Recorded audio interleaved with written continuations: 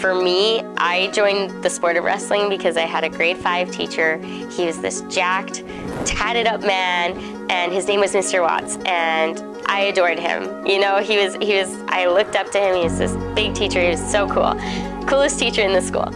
And he was like, you know what, Taylor, you're feisty, you're small, you should be a wrestler. And I was like, what, wrestling? So I went out in grade 7, joined the wrestling team, and I was like, this is for me. I am tough.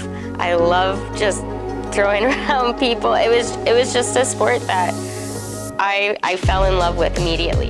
The reason is that I've been so petite my entire life. I'm 4'11", 120 pounds, you know, and I always just wanted to be that tough girl and that tough competitor, and that's what got me into wrestling. I came back for my grade 11 year, and my coach was like, yeah, you should start looking into university for wrestling. And then I was recruited by the University of Alberta. I was recruited by U of C as well, University of Calgary. Being Indigenous within the sport of wrestling, that didn't really start until like probably 2 years ago, 3 years ago. For me, I've always had a challenge trying to find my identity and learn more about my culture.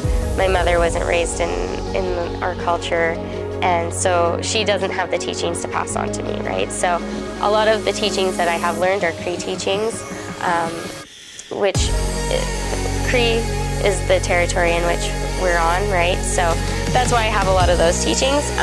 So I don't know a whole lot about my background yet, but I'm still in that learning journey. But the way I bring it into wrestling, or I have brought it into wrestling, is, you know, now before competitions I put a little bit of sage in my boots, or I'll smudge my boots before competition. I'll make sure I smudge myself before competition, you know, just ground myself in my culture. I've also volunteered for the to be a wrestling coach at a Misquitchie Academy, you know, with these Indigenous youth.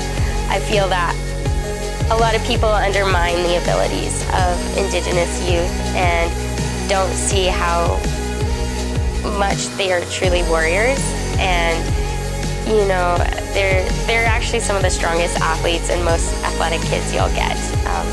It was probably last year or the year before when I was taking that sport class under my supervisor, and I was like, whoa, there's actually a lot wrong with sport. You know, it's not a completely inclusive space for individuals of all kind, you know. I've always wanted to give back to sport. I always have given back to sport. I've always gone back to coach teams. I ref tournaments. I set up tournaments, take them down. It's just part of wrestling and what we do, you know. It's one of those one-off sports where you have to do everything for your sport. You're the one who has to drive the growth of it. You have to set it up. You have to take it down. You have to ref it. You do it yourself. So it's I think ingrained in us as wrestlers to give back to the community, and I think it also just pushed me further to not only give back to the wrestling community, but my Indigenous community.